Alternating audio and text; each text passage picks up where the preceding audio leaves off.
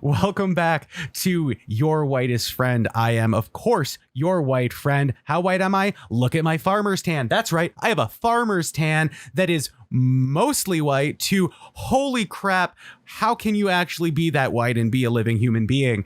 Of course, my name is Jordan LeBlanc. That's how white I am. My last name literally means the white.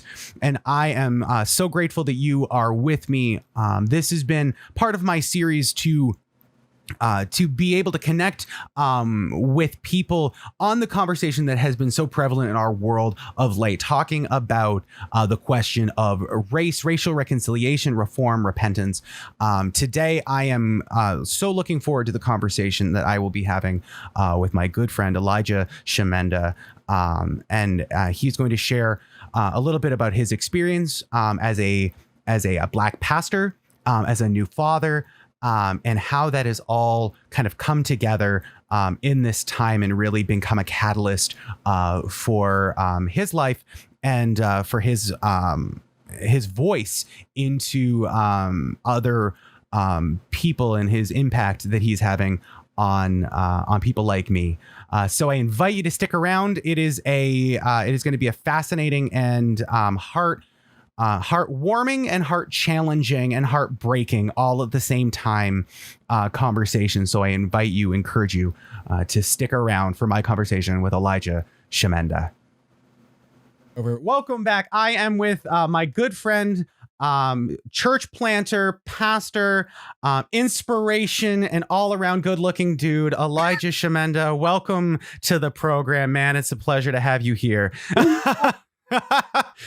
Dude, you know you're beautiful. You know? No, dude. First of all, you're beautiful. I'm just gonna say these pics that you're saying, listen, man, you have been making me jealous, dude. Like legit. I have been looking at myself. I say, Jamie, you know what I'm saying? I need to get my life together because Jordan out here looking like if Jordan can do it, if Jordan can do it, anyone can do it. Let me tell you. Here looking like a whole snack. Listen, man, I'm not a snack. I'm the full meal. You know it. Let's go. You know it. Elijah, thank you so much, man. When I first kind of conceptualized this idea, you were the first person that came to mind. I had a million thoughts over these last several weeks, and the very first thought I had was I need to start talking to friends of mine, not just anybody. I want to hear from a plethora of people from their experiences, both regionally and occupationally. And you are a cross section of a lot of things. You've lived in several areas. You've been an athlete. You're a pastor. And so before we get into anything else, all of my guests are getting asked the same question. Just how are you doing? How are you doing? Everything going on, man, between COVID and then everything in the last few weeks, man. Just how are you holding up? How you doing? Yeah, man. I am good. It has been trying. So I just came back from vacation, kind of, sort of, and it's just been insane. I came back 4 a.m. this morning, so like I'm not quite here yet, right? But yeah, man, it's been so crazy. I would basically say I am optimistic that God is doing something in the midst of all this chaos. I'm heartbroken by everything that's been taking place, especially in my city, which I really love, the city of Buffalo. It's been on the national news, right? The national stage. And then just trying to go through all these emotions with these things, which are honestly triggering, and have realized that, hey man, I've had some real situations that have happened in my life that I really need to go to therapy for. I can't just continue to act as if these things that happen to me because I am Black, you know what I'm saying? When I see people getting killed on on TV, national television, right? I can't continue to try and act these things don't affect me the way that they do, because they do. Like I have like Absolutely. real guttural emotions that basically start happening. So like, it's all of that. It's the Absolutely. whole rainbow.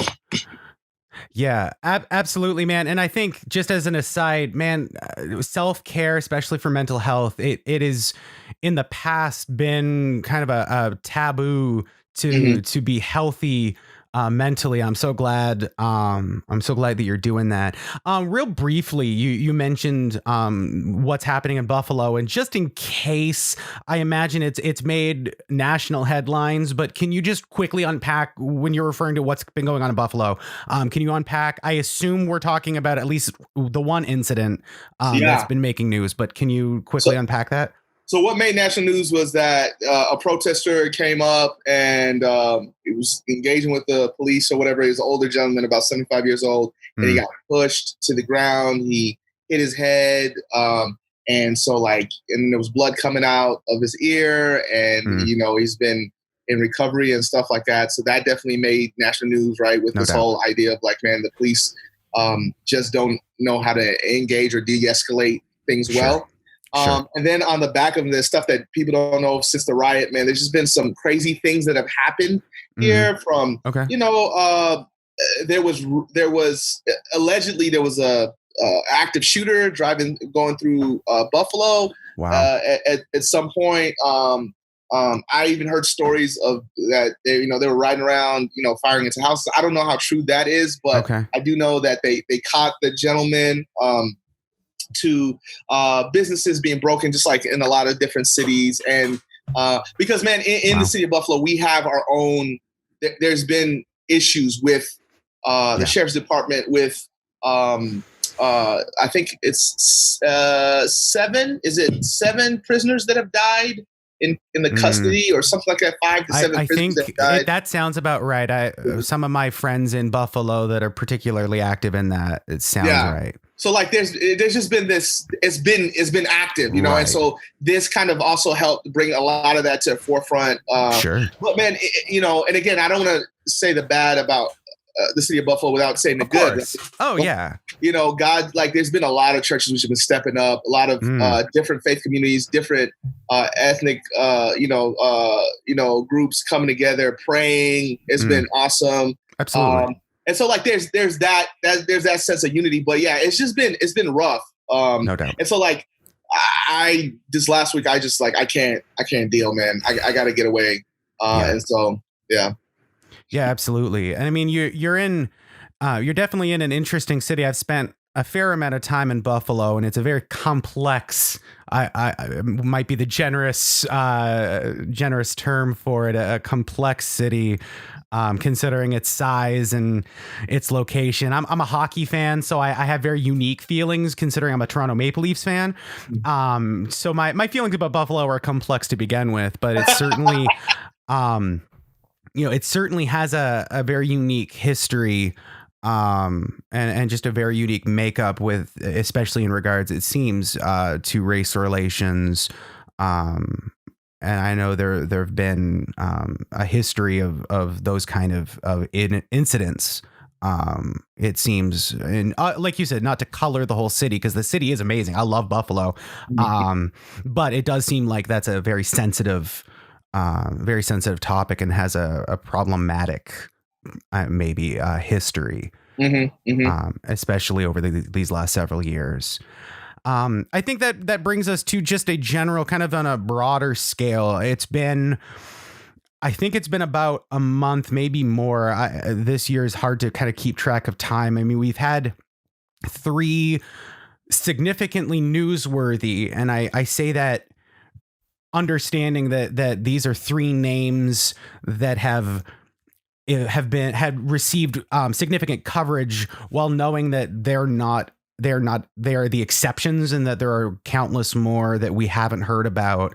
But when you include Ahmaud Arbery, Breonna Taylor, and George Floyd within about a month to maybe 6 weeks, you've got 3 obviously incredibly unique situations, 2 involving certain areas of law enforcement, 1 including some vigilanteism. I'll put that as a generous term to what happened with Ahmaud.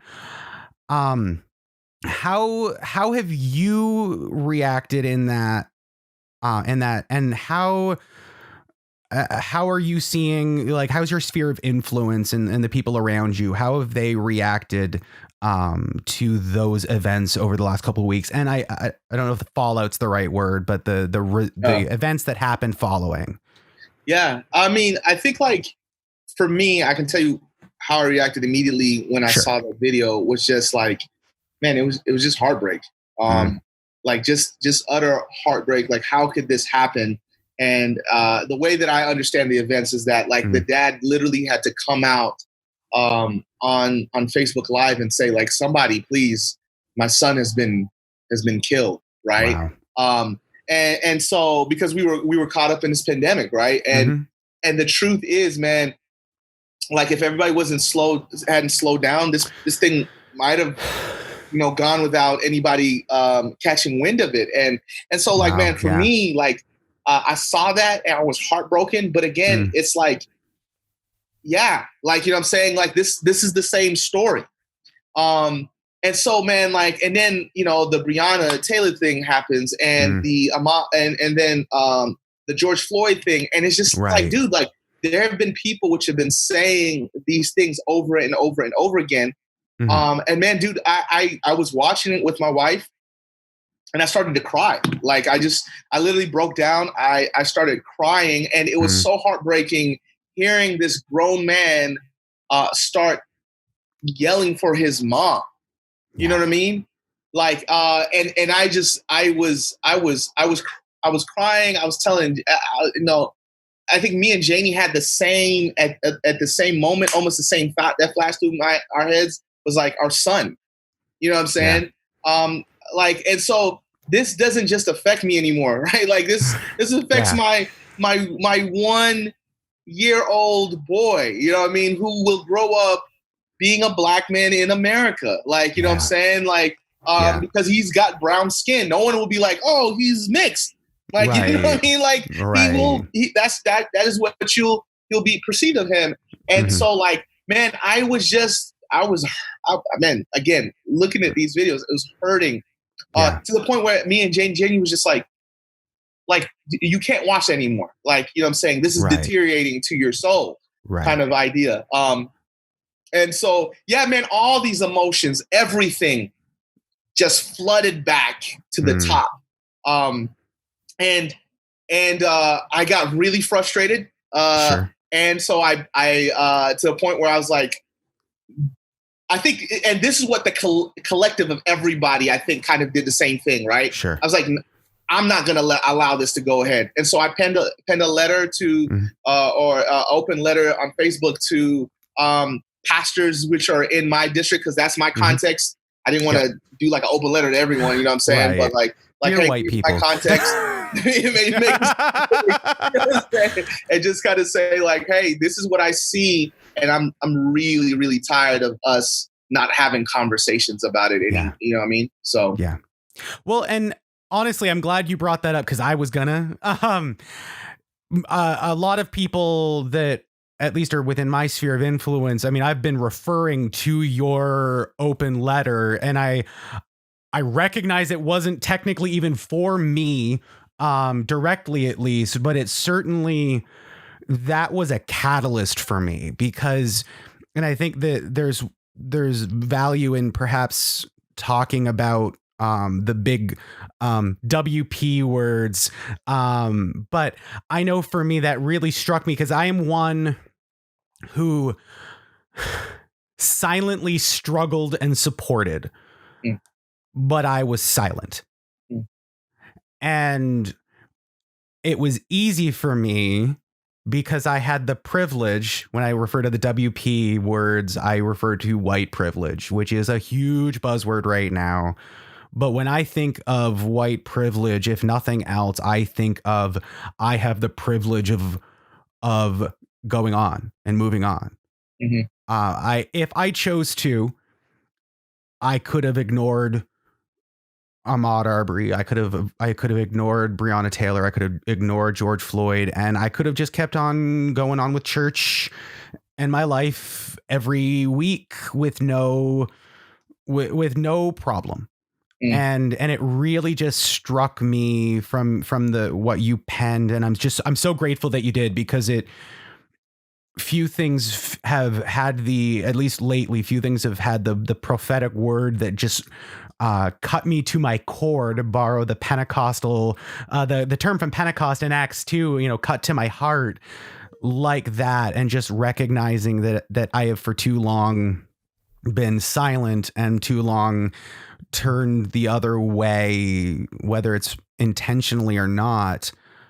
And so I just want to thank you for your willingness to do that, because it's really impacted me. And by proxy, I've had so many really phenomenal conversations with people of color over these last several weeks, because in my context, it is not particularly, especially in the Northeast of the state, is not particularly common for pastors to speak out on issues of race. And so it's created such a phenomenal opportunity for me to meet with and influence and connect with and hear stories from people of color in ways that I wouldn't have otherwise. So I just want to, I guess, quickly thank you for your willingness to speak out, because that was, I don't know if life changing.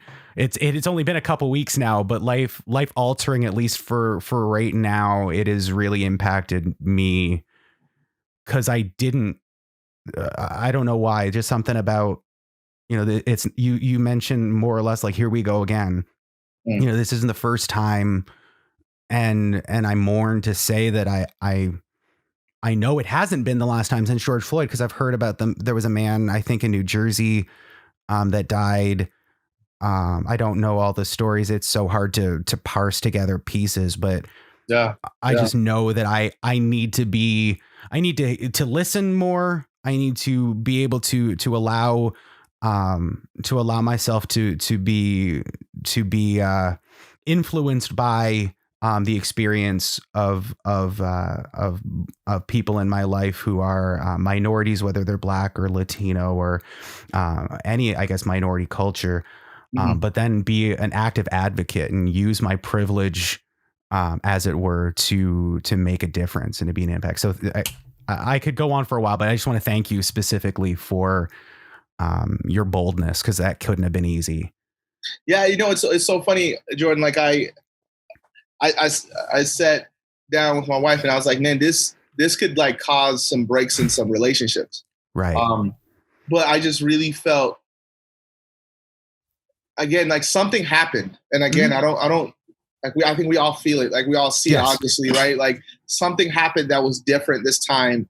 And I think for me, and again, I can only speak for myself. Of course. It was this moment where I do feel like I felt like the Lord was pushing me. I prayed before I sent it out. Good. But I also felt like I no longer was going to be silent. Because, like, man, dude, here's the thing, right? Like, it is my reality. I can't escape it. I'm a Black dude in America, right? Yeah. Like, you know what I mean? Like, that's not going to change anytime soon. Right. And so, like, I think for me, there was this moment of, like, I have kind of kept quiet because not only as a Black dude in America, but as a Black guy in a predominantly white denomination in evangelicalism, right? And as I've seen like these relationships form and like, you know what I'm saying?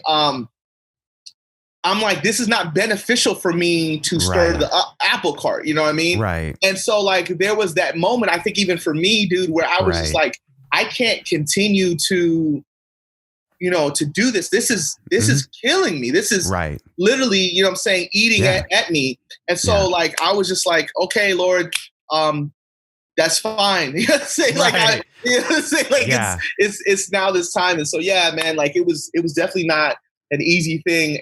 But I just really felt, and so like, man, just even for you to say that, I just appreciate you saying that, because like, it does make me feel like, oh, okay. Like I wasn't just out here, you know, like, you know what I mean? Like it was, I did hear from, at least from God, and at least in that way of saying like, I wanted to at least let my voice be lent. And I hope that the letter spoke more through, it showed how much I love the church. Yes, You know what I mean? think so. Yeah. I really appreciate it. I don't know if you are friends or follow Dr. Ken Skank, who is a professor at Houghton College, Wesleyan College, just for those who are watching that may not know, posted earlier today, which I think is so important. And I think part of what you did fulfills this. He said, peace involves at least two parties. If one is unaware of the pain of the other, the first step to true peace may involve disruption of awareness. And I think that so captures for me, like there is a level of disruption, whether it's, you know, for me, I mean, there has been a time, there has been time that this is taken up, whether it's, you know, whether it's reading, I've been spending a lot of time reading, Latasha Morrison's Be the Bridge. I'm reading Daniel Hill's White Awake right now. You know, whether it's, you know, even just involving, you know, in these kind of conversations and reaching out to friends and to people, and just listening. I mean, it does take time and it is a disruption. But my hope is through this, what feels to be a seismic shift, that we can discover a peace that it can only come on the other side of the disruption. But I think that kind of brings us to I guess to a degree, part of my main goal in this is to start hearing some of your story as it relates to racism through your life. Because I think one of the problems that we white folk have, and I realize I'm mostly just speaking for myself, but I know that I'm not alone in this, is that we often have not taken the time to listen to our brothers and sisters of color who have had a decidedly different experience in life. And I'm talking an awful lot, but a few years ago, I had the thought, you and I are very similar in age. Are you an 85 baby? Born in 85? 87. Okay, so you're younger than me, but close enough. We have, you know, remarkably similar career paths, with the exception of you were an athlete in college and I was not. And up until recently, you know, I had this up before you had justice, or before Janie had justice. That we in most significant ways, we had a very similar life and experience, with the exception of the color of our skin. And I know we've had conversations in the past about just how the impact that has had. And I think it's so important that we recognize the impact that can have, that does have, and that has had. So that's part of what I wanted to kind of just allow you, enable you, empower you to share your experience without questioning it or denying it or white-splaining it away. So I just want to hear a little bit of kind of your history that you've had. And then I want to transition that into just talking about kind of current and ministry. So let's just start with kind of history. Yeah. Man, I could, so many stories, but I could tell you kind of like the couple that shaped me. And I think which kind of definitely markers. And I remember, man, I think it was 5th grade. It was at a private Christian school. And there were a couple of stories there where like where a kid came up and asked me where my tail was. Right. Oh no. Because like their parents had told them that Black people were monkeys and they have tails. And so when he saw me, he was like, I don't understand. Where's your tail? And like the kid was like earnest, like, you know what I mean? He was like, where's your tail? And I remember not being able to process, like, what are you talking? I just thought like, this dude is an idiot. Like, you know what I'm saying? Like, a tail, like, you know? Right. And then going and then talking to my parents. Jeez. And it was like, oh, you know what I'm saying? Like, just like that. Oh, really? That moment that every parent, I got to imagine, dreads. You know, and that conversation being that, and man, that just, I mean, it broke my parents' heart. Obviously, like I left that school. So like that's one of the markers. There's another one when I was in a sophomore in high school, and there's been plenty, but just to kind of Sure. give you, just kind of think, which kind of just was like, I remember I was at this school my freshman year, and again I was decent athlete or whatever, and this other school asked me to like come and play for them, actually, which they weren't allowed to. I was out in Eagleville because you're not allowed to recruit in high school unless you're a private school. And so I went out to Eagleville, and I was actually only out there for maybe a couple months. And that's where I ended up actually ultimately transferring to a school called Riverdale. But it was this school in Eagleville, man. It's out in the country. And they asked when I was in class. I remember it was my Spanish class, and I'm sitting up front, and all of a sudden I feel something around my neck. One of the guys on the football team had come into the classroom, and he had fashioned a noose and he had stuck it around my neck. Right. And I'm like, what the heck is this? And then like all of a sudden I hear a bunch of people laughing, and then he's joking about, he's like, yeah, wait till after school, man. We gonna lynch you. Right. Not only are the students laughing, the teachers laughing. And I'm the only black kid in class, and I'm like, what the freak is going on right now? Wow. And like, I'm not even, and like everybody's like, well, why didn't you just get up and start? I was like, man, you can't even imagine. I'm 15, 16 years old. Wow. Yeah. I'm like trying to process how my teacher is laughing. You know what I'm saying? Like, oh, the kids are laughing. No one's saying anything, you know? And here's the thing. My teacher was Spanish. She was Hispanic. Oh. That's what was even weirder about this whole situation. Like, dude, it was so, I mean, you talking about heartbreak, man. Like, so that was definitely one thing that like, it messed me all up. Sure. And then, I was, the other marker was when I was going to school. I mean, I was going to work. My mom owned a shop, actually a very successful shop in Brentwood, which is a very affluent place in Middle Tennessee. Yep. I'm going, and a police officer like basically follows me literally for about a mile. And then he pulls me over, and he comes to the door. I know I wasn't speeding because I literally watched him follow me for a mile. And he says, he motions me to lower the window, and he's like, hey man, what are you doing in this neighborhood? I was like, my mom owns a shop here. I'm going to work. What shop? Oh, she owns this shop. Da da da. Not, hey, this is what you did. This is what you did. Okay, give me a license or registration. Right. And I remember just thinking like, oh crap, like this is nuts.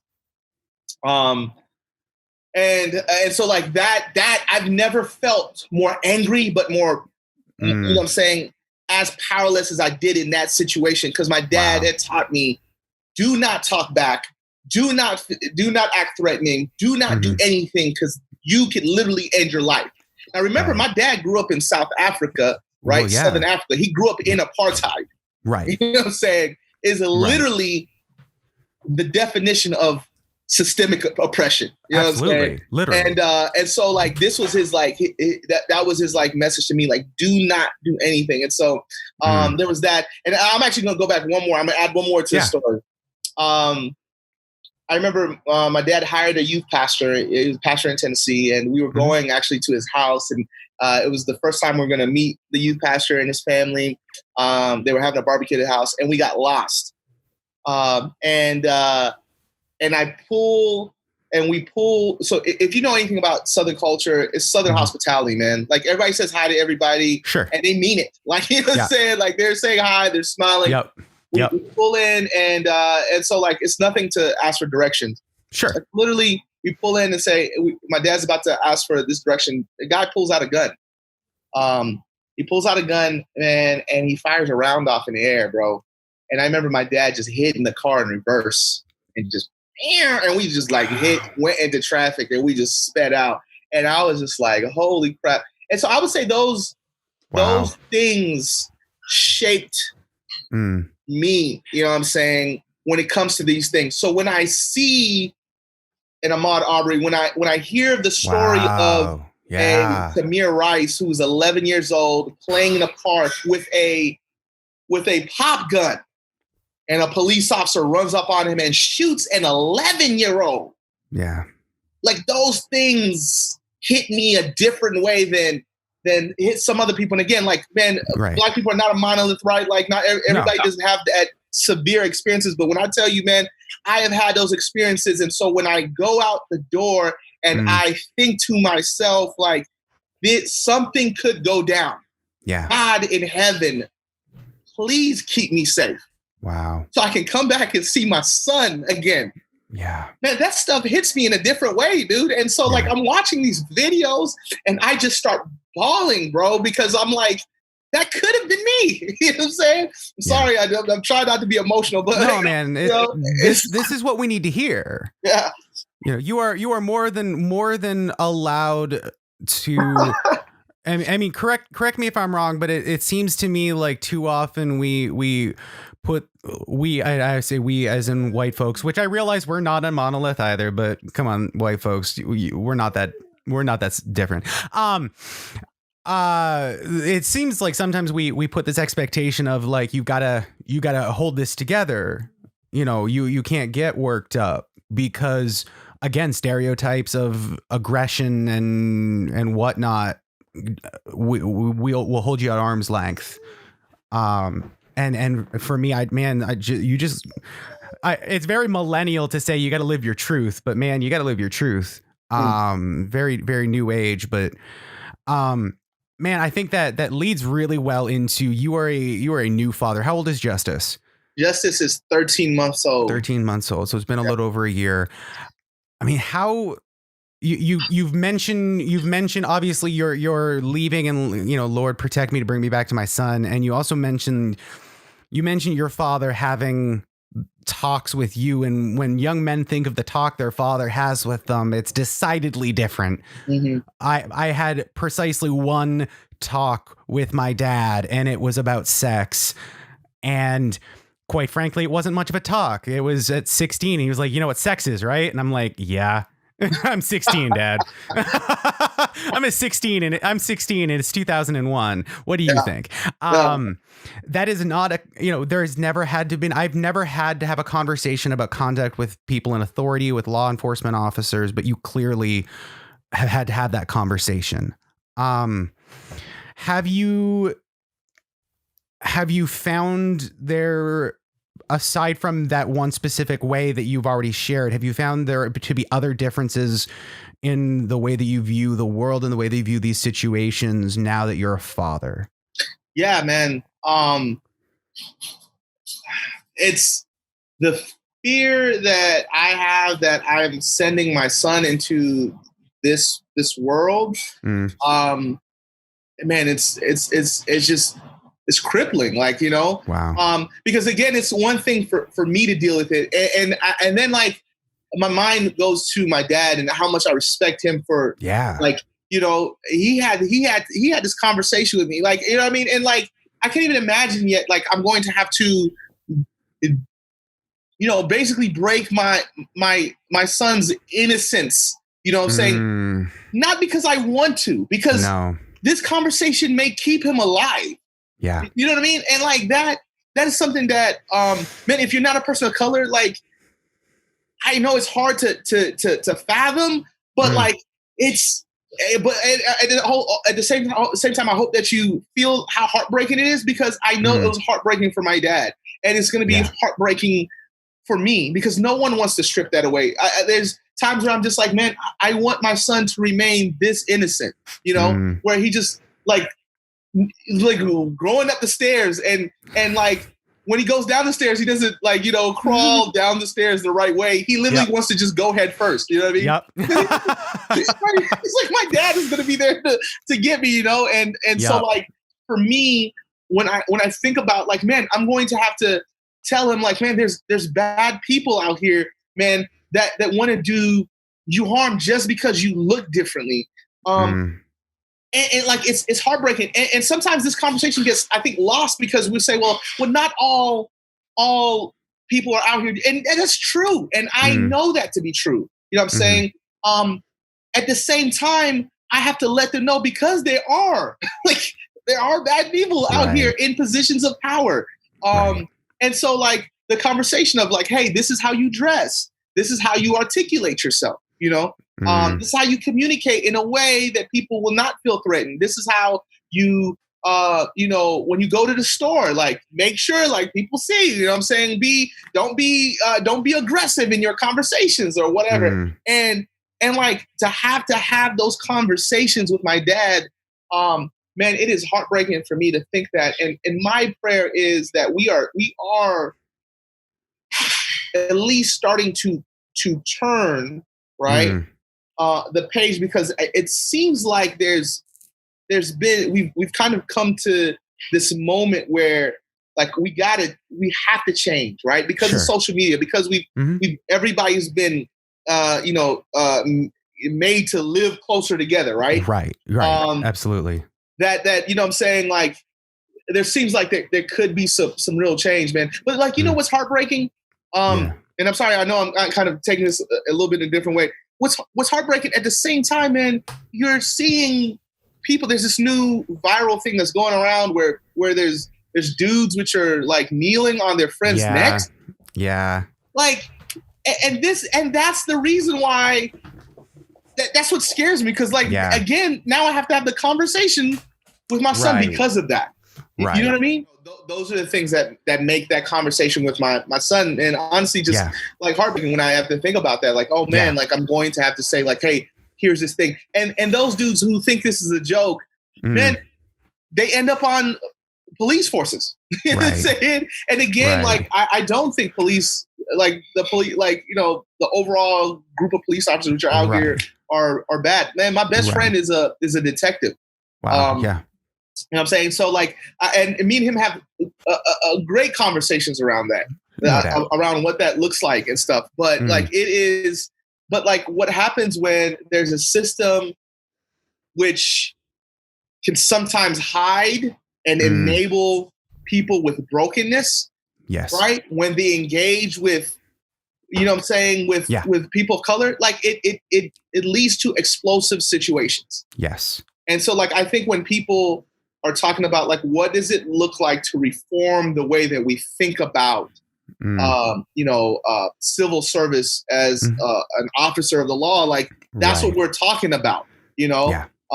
because man, the truth is, man, if I get robbed today, I'm not going to, um, you know, what you call it, to freaking Costco. Like I'm going to call the police. Like, Right. you know what I mean? Right. And Yeah. so, so like, yeah, like there's, I don't, I think there's obviously room for that. One of my church members is a state trooper, dude. Like, and Right. he's a dope state Yeah. trooper. He's a good man. Of course. But and so like we have these conversations as well. And so, Mm. but at the same time, what does it look like to make sure that there's more guys like him? You know what I'm saying? And that's so huge. I think, and that's been, it's, those are hard conversations to have because I mean, I think you'd at least resonate with, my career path in so many ways defines me, not just because of the calling part, but just the fact that we've dedicated our entire, if not, most of, if not the entire of our adult life, to being a pastor. And so if, it would be very difficult to have this conversation where there are a larger group of people that are leaning towards condemning all of your profession. Mhm. And even the ones that aren't, it's still a very hard conversation. So I've had such respect for the people that are willing to engage, because it's such a needed conversation, and the idea of reform isn't, at least the way I see it. I mean, obviously nobody's a monolith, but the way I see the need for reform by no means eliminates the need for our officers. In fact, it needs to be with our officers that come in and say, like, how can we be better partners together to see our communities thrive and to see there be, you mentioned de-escalation, and it's hard for some of us, particularly white folk, who haven't had some of these things, because we've talked about institutional racism and some of the systems that have racial prejudice at their core, or at very least in their history. Mm-hmm. There are so many important things that we miss because we just don't know what to look for. And this is why I think it's so important. And so I guess this is a bit of an aside, but just I think it's so important that I think this is why these conversations are important, because it's easy to say, well, I don't see a problem as a white person, but I wouldn't. Why would I? I am very white. Like I am white. Like this is, do you see this? This is the farmer tan. I like literally I am the whitest. But I think that's why these conversations are so important. Yeah. You made a comment, and I don't necessarily want to dwell on it, but it reminded me, you talked about like the way you dress. And it reminded me, I don't know if you've read Be the Bridge by Latasha Morrison, but that's really fresh on my mind. She made the comment about the need within the Black community, or the feeling within the Black community, that you have to integrate into white culture or predominant culture. Is that something that you like?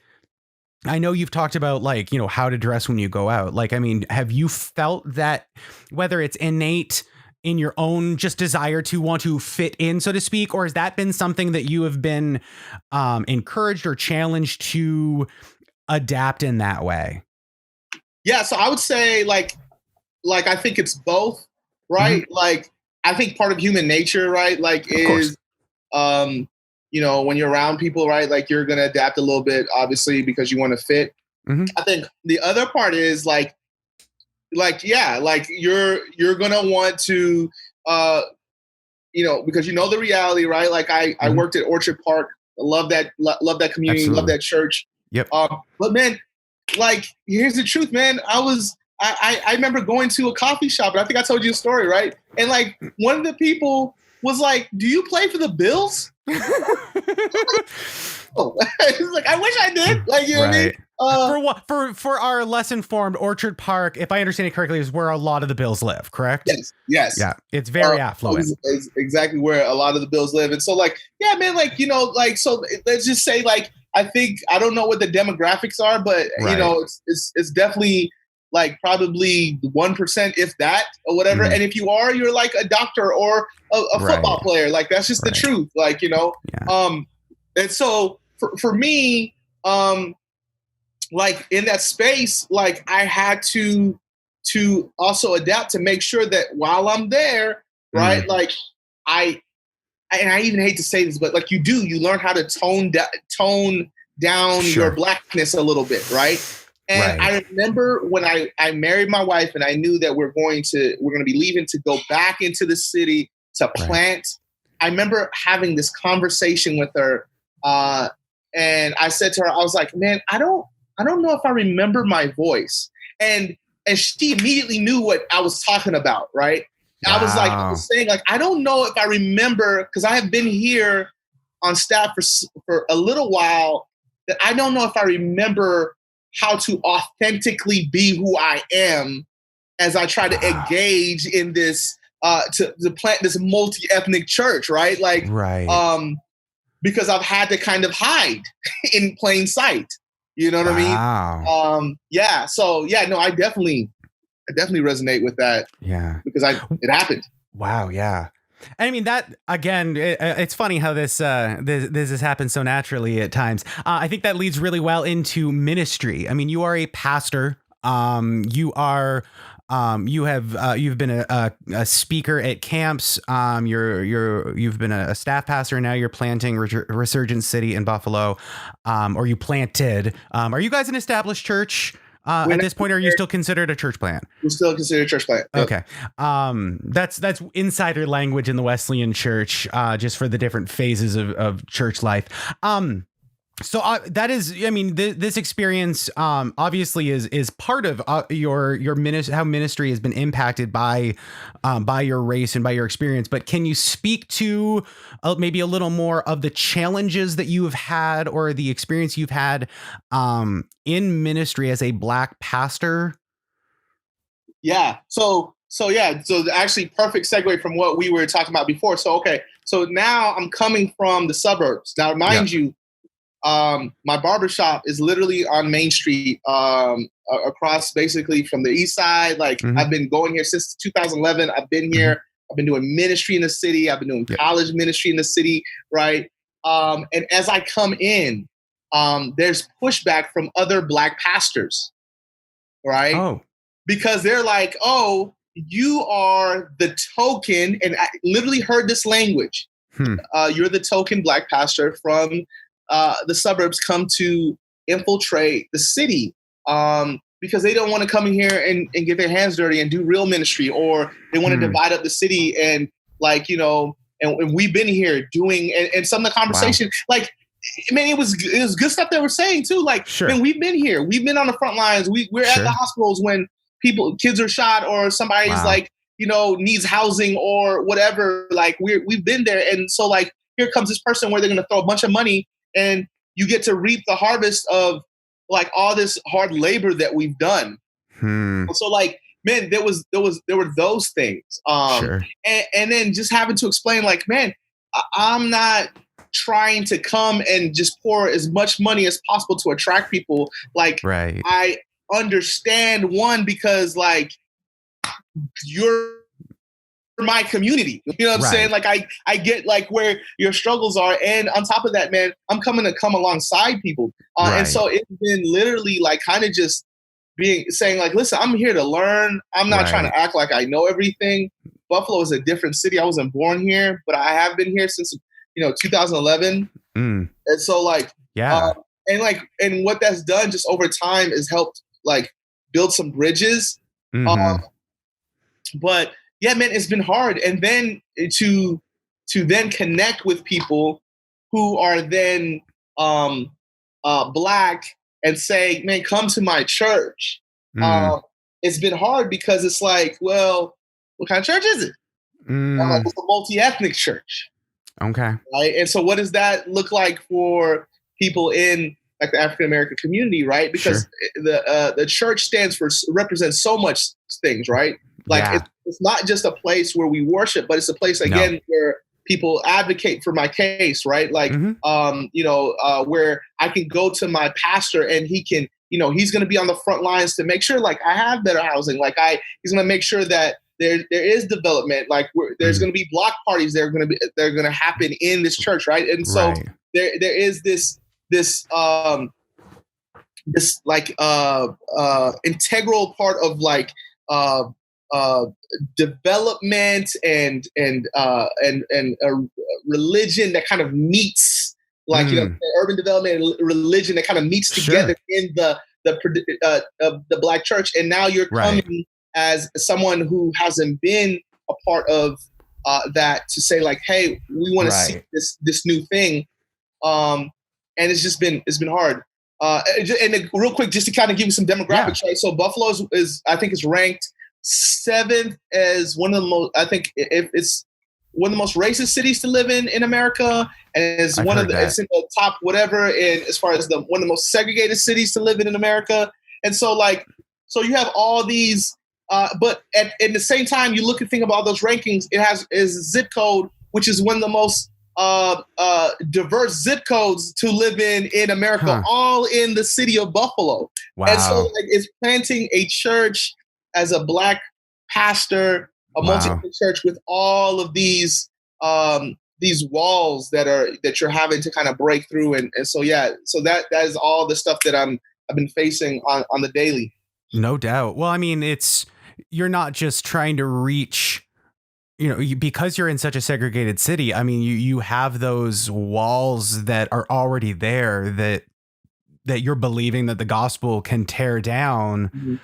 But it sounds a little bit, at least, like there are people that don't believe those are even possible. Yeah. Which is tragic. Yeah. And that's that. I mean, it's even more so why it's, I think it's so important that your voice is there. 'Cause I think, man, that's what the gospel does, right? Yeah. Like the gospel, like, I mean, I think back to Peter in the book of Acts, that, the sheet full of unclean, animals comes down, and it's like, eat, like, don't, that can be, from my perspective, kind of from a dominant culture. It could very clearly be to those that would look down on you because of your race and this color of your skin, to be do not call unclean, literally or figuratively, because I know that has been a stereotype given among white folks toward black people in the past, or figuratively. But at the same time, you also have, there are those that would, clearly look at diversity as almost antithetical to what a lot of people look at as a goal. And I think, true unity not pushes past it, but pushes through that discomfort and that tension. It doesn't shy away from it. Yeah. And I would even say, and I think that's what you're saying too, is like, it is the ability, I think, to have unity. It is the ability to even sit in that tension. Yes. Right? Yes. And face things, because this is what I would like. I keep reminding, I had a conversation today with some amazing men of God, and we were just kind of talking about this. And I was saying, like, man, here's what the truth is, right? Like, so Emmett Till would have been 78. I want you to think about that. Like, we got to really sit and resonate that with our minds. Like, Emmett Till, who basically like was the catalyst, the strength that his mom had to have an open casket. If you don't know who Emmett Till is, Google that. Yeah. Right? Like, it is one of those gruesome sights that you've ever seen. And he was 13 years old when a group of men barged into his house and basically took him out, beat him, lynched him, and then drowned him, right? Because allegedly his crime was at 13, he whistled at a white woman. Oh, yeah. Right? Yeah, that's right. Like, that is, and his mom, basically the strength that she had to say, we're going to have an open casket. And it was literally the catalyst really to the civil rights movement. All right. So like, then let's go up to, I think it's Ruby Bridges, who's an 11-year-old woman who desegregated a school, right? Integrated a school into an all-white school. Yeah.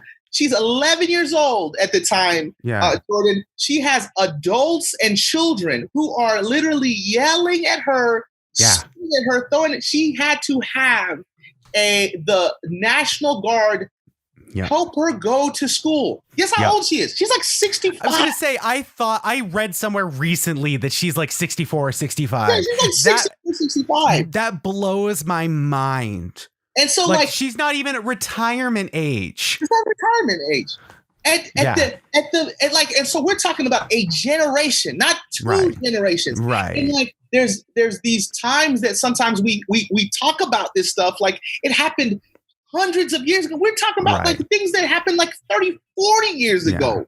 Like, it's not our grandparents, it's our parents that these like world shattering events that we learn about as if they're ancient history. Like, my dad, I think, is younger than your dad. My dad is 59, but I mean, that's his lifetime. Yeah. That's his, he would remember these things. Yeah. Yeah. I mean, that's the truth, right? Like my, you know what I'm saying? Like, my dad's 61. He's a couple years younger than Ruby Bridges. Like these things happen again. Like, so for me, right? Like when I think about, when I think about some of these conversations or where people say like, man, come on, dude, like this, what are we talking about? It's like, man, like, we're not so far removed at all that we can say like these things do not exist. And I wanted to add this to something that you said earlier, just to kind of piggyback. And sometimes I hear statistics being thrown into these things, right? Yeah. And here's the thing about statistics. Statistics can say exactly what you want them to say. You don't believe 100%. it? Start counting.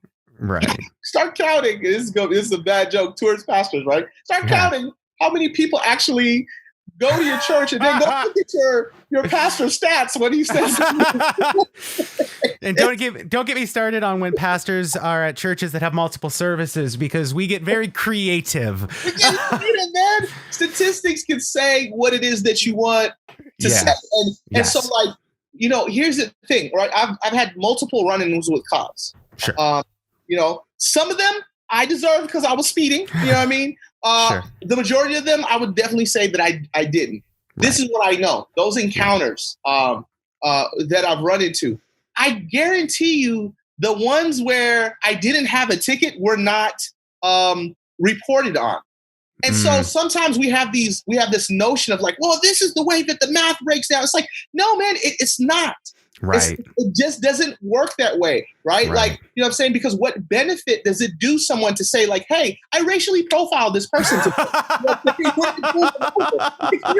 So like, so sometimes when people like throw up these numbers, I'm like, well, who are you polling? And the fact that if you have brothers and sisters of color who love Jesus just as much as you do, and who, when they say things like Black Lives Matter, they're not saying that not all lives matter. They're not even saying that they want their Black life to matter more than anybody else. They're saying that I want my Black life to matter no more nor less, but just the same, right? When they say these things, and I understand. Quick side note: I understand how that has become politicized. Sure, but I'm talking about the essence of it. Of course, is a gospel proclamation, right? Absolutely. That we can stand on and say like, yes, like I'm not going to allow the politics of this thing to take place, right? Right. But I am going to say like, yes, you're an image bearer of God. And so like when you say that, yes, I see that. And your story matters because you love the same Jesus that I love. Yeah. And we're all like grafted into this family by the blood. Those things should matter. And that's where I think for me in ministry, it's heartbreaking when, it seems like you're dismissed, you know what I mean? Having these conversations. So no doubt. And I think it's so important because I know one of the verses that get thrown around, this is terrible for a pastor to say, I think it's Galatians. They are neither Jew nor Gentile, Greek or Hebrew, slave or free. And I think that's that is treated as the antithetical to the statement Black Lives Matter, usually given in conjunction to the all lives matter response, and this is what this is why that is, this is what Paul says, that is considering, it's so funny how we can pick and choose and cherry pick statistics, like you said, and Bible verses, because how often has the Bible been misappropriated to affirm racist institutions? I mean, it was used for slavery. It was used to oppose interracial marriages. It was to oppose integration at all. I mean, throughout the history, American history, that we stand on, or we claim to stand on Christian principles, we also have a long history of misappropriating scripture and making it say whatever we want. But there doesn't appear to at all be a suggestion that race or ethnicity, at very least ethnicity, doesn't exist, because Paul speaks heavily into, when you look at his interactions with Peter, about the fact that Gentile lives matter. I feel icky even putting it like that, but he was an advocate for, within the church at least, Gentiles were a significant minority and were treated as outsiders, and we're told you must integrate into our lifestyle if you want to be treated as an equal partner in ministry and an equal brother or sister in Christ. And it's so damaging to take the words of Paul to do practically the opposite of what was one of his core, outside of planting churches. It seems to be one of his core missions, is to see the body of Christ be seen for more than just an offshoot of Judaism, and to empower these non-Jewish, non-Hebrew people to be fully grafted into the family of God. Treated as such. And so I think that's so critical that we remember that, like you said, I mean, I've never once heard anybody suggest that when they say Black Lives Matter, it is an exclusive term. You know, we there are certain segments, at least, of white culture that, and I think that's more from a partisan than even just a white culture thing, but from a certain partisan opinions, they treat it as if the statement is only Black Lives Matter. And I've heard nothing but what you've said, that Black Lives Matter too. That black, you know, and or as I've heard, especially a lot lately, of all lives can't matter until Black Lives Matter. And you're right. I mean, it's become political, and it's become, in some ways, it's hard to parse the politics from the statement. But I think, you know, you're throwing the proverbial baby out with the bathwater, and that baby bears the image of God. Yeah. So I think the last question I just kind of want to leave with is and I mean, I know you've said you don't speak for all of Black culture, because even the term Black culture is problematic. But from your insight and your perspective, how can people like me be better friends and allies to our Black brothers and sisters? What are ways that we could be more effective at bearing one another's burdens, and by being just a real friend and ally to our friends and our family members and our church congregation members that of color? Yeah, man. So, dude, what you're doing, man, is like one of the ways. And I'm not just saying this because you taught me before the conversation. No, but seriously, man, like I'm so thankful for you, Jordan, man, because like, dude, like what I know is, and you said this earlier, right? Like I shared my heart and my story because we're friends. Right. You said like, man, that's my guy.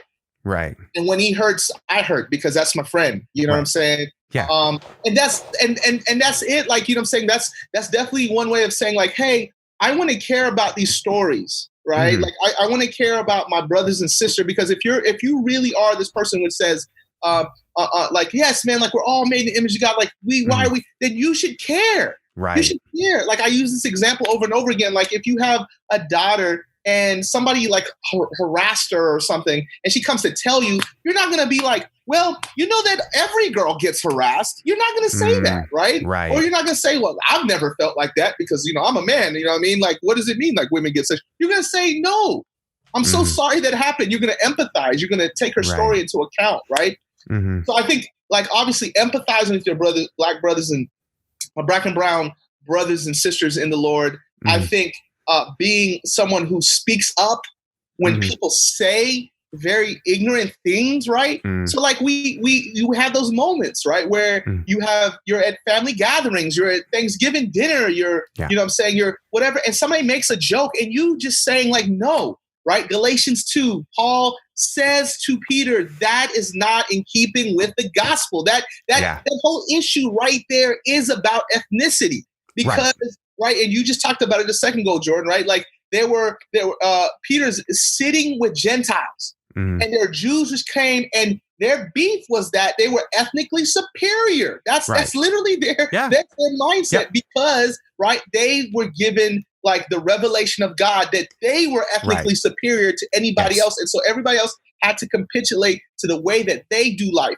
And so Peter gets drawn away, and Barnabas, the Bible says, whose ministry was specifically to Gentiles, gets caught up, and Paul says to Peter, no, like that's not okay. And so that is a pure biblical example of that. Absolutely. The way that we are supposed to act in those situations, say like, no, that's not okay. Right.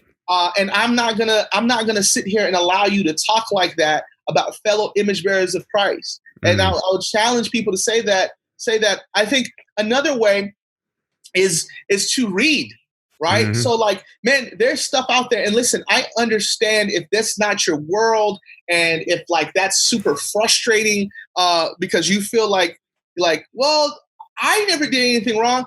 No one's saying that, but you do perpetuate, right, these systems of brokenness when you don't become knowledgeable and are able to articulate and communicate like like these things are wrong and push for them not to happen, right? So you actually end up being someone who is adding, even though you're doing it, you know what I'm saying, without unknowingly, to the problem, right? So I would say, like, you know, there's the books that you've named, Michelle Alexander's New Jim Crow, 13 on Netflix if you don't like to read, you know what I'm saying? Pop in the audiobook, watch 13.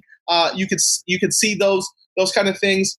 And then lastly, I would say, I had the opportunity to share on WDCX, which is a Christian radio station here in the Buffalo area, and they were asking, like, what other ways. I think, you know, and the host, he was super gracious, awesome guy. He said to me, he says, like, well, maybe this is just a heart issue, you know what I mean, like a sin issue, which it is, and like maybe it's going to take praying and fasting, and maybe that's all we can do. And I was like, listen. Yes, we pray and fast, and I believe in praying and fasting is what God told us that we have to do. At the same time, we never use that conversation when we're talking about abortion as believers, do we? Right? Because we know what to do. What we do, we call our representatives. We march. You know what I'm saying? You know what I'm saying? Like, there's people who do extreme stuff, like, you know what I mean? Like, we march, we try to change legislation, we do all these different things. And I would say the same thing, right? Like, to say that, hey, to look up, hey, what are conversations from leaders in the Black community, right? Which are not talking about it from a political standpoint, but are really trying to see real change happen. What are the policies? How can I advocate? How can I write to my representatives? How can I pray? How can I fast? I can do all those things. We don't just have to do one thing, because I really want to see change happen. And when change happens, I guarantee those people which yell things like Black Lives Matter, they will be the first people to yell all lives matter when those things become true. You see what I'm saying? Absolutely.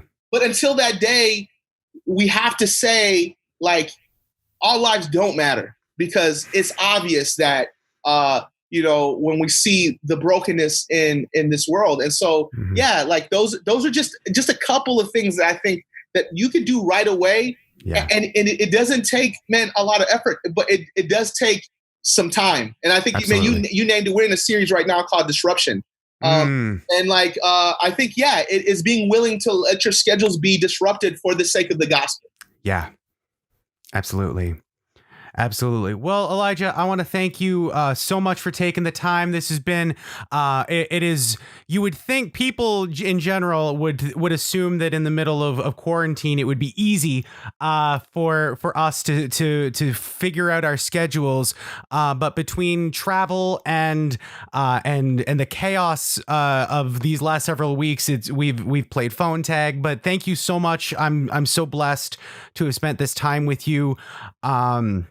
I just want to give you a chance to shout out. How can people follow you? Where can people find you? Where can people listen to you out there in the internet world? Yeah, no doubt, man. So resurgencity.com, that's our website. You can find us on Instagram, Facebook, YouTube, all that other stuff, man. And I would just say, man, pray for us, man. Like, we really feel part of the reason our church exists is to see man, the picture of heaven touching down earth, that the picture that the vision that John saw in Revelation, every tribe, tongue, and nation, that's literally what we want to see. And so we're out here doing the hard work of mending brokenness. And so, just pray for us. Yeah, man. And we're out here. Awesome. In Buffalo as it is in heaven, right? Buffalo as it is in heaven, my guy. Man, yeah. Well, thank you again. We love you. And I'll see you around. Yeah. Thank you again to Elijah for his time. I so value the hearing the stories that my friends have been sharing. They are speaking into something that I've never had to consider, never had to think about. And it is so important that we continue to have these conversations. So I encourage you, if you have been challenged by this, we have shared so many different resources. I challenge you, I encourage you to seek out those Black voices in your life that that can and will impact the way you see the world, challenge your preconceptions and your prejudices. And I hope that you will find in this tension, which will no doubt happen, I hope that you will find a renewed vision for how you can be part of the solution and not part of the problem. Once again, I am your whitest friend. I am Jordan LeBlanc from Plattsburgh, New York, and I encourage you to be part of what God is doing in your region. We love you, and I hope to see you soon. Talk to you later. Bye.